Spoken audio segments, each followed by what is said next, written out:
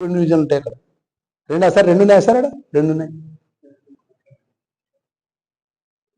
ఎందుకు తీసుకురా? Revenue division ఎందుకు తీసుకురాలి? ఇక్కడ ధనపూర్ మున్సిపల్ సమయం చివరి సమయం డైరెక్ట్ నేరుగా గోదావరి కలుస్తుంది. ఏం చేసినావు నువ్వు? ఇంటర్మీడియట్ చదువుతున్న పిల్లల చదివిన డిగ్రీ కళాశాల ఎందుకు తీసుకురాలి? గవర్నమెంట్ డిగ్రీ కళాశాల నాగా మనం మాట్లాడతాడు. ఆయన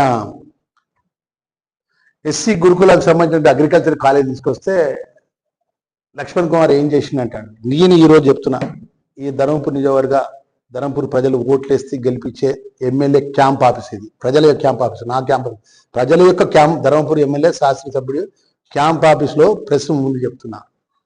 ఆయనే మాజీ మంత్రి కొప్పుల ఈశ్వర్ గారు రాష్ట్ర ప్రభుత్వం ద్వారా నేను జైతాల్ జిల్లాలో అగ్రికల్చర్ కాలేజీలు ఇగో జీవో